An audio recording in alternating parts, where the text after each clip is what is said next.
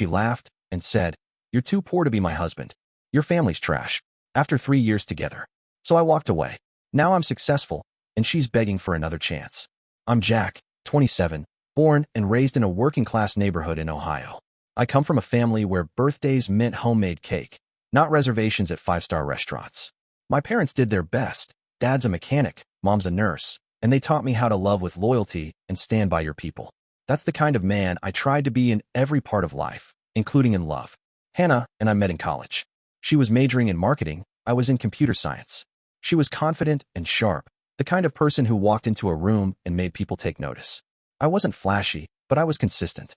I paid attention, remembered the little things, and showed up. Always. That's what made her fall for me, or so I thought. We dated for over 3 years. She met my family, sat at the same table with my parents every Thanksgiving. My mom adored her. Dad would always say, "She's a bit high maintenance, but she's got a good heart." I believed that. I really did.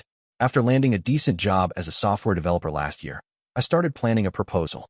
Nothing too grand, just something thoughtful. A quiet dinner at her favorite rooftop spot, the ring I'd saved months for, and the words I'd been holding back for a while. "Will you marry me?"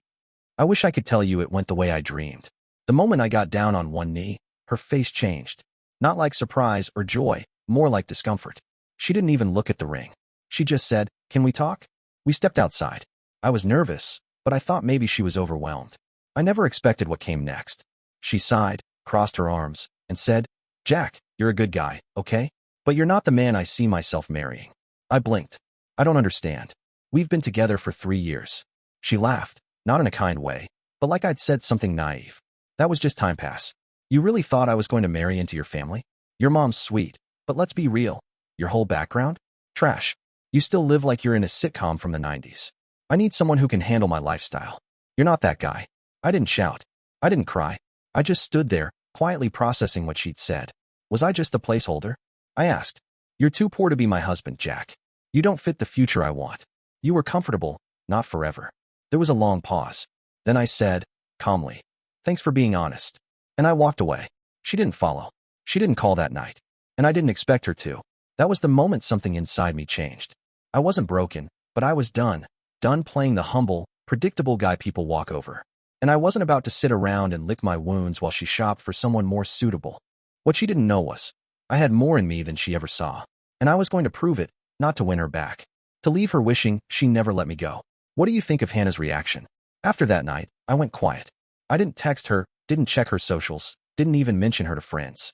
Not out of pride, out of necessity. Because the more I replayed her words in my head, the more I realized I'd spent years being someone she could settle with, not someone she ever truly respected. And that was on me. I confused time spent together with meaning. I thought history meant loyalty.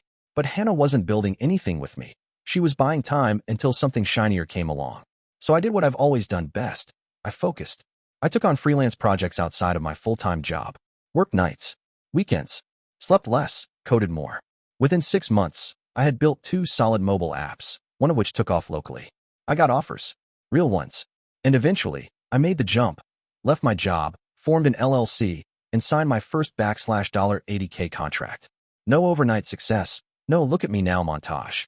Just grit, quiet growth. Around that time, my social circle started changing. I was going to networking events, meeting other builders, entrepreneurs, designers. Not flashy folks, but smart, hungry people. I was building something real, not just income, but confidence. Then, one afternoon, I got a text. "Hannah, hey, long time. I saw your app on LinkedIn. That's amazing.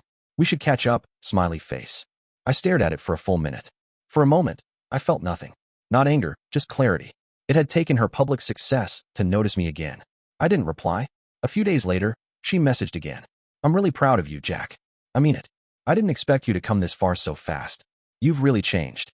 Then she started liking my posts, watching my Instagram stories, commenting on things with casual emojis.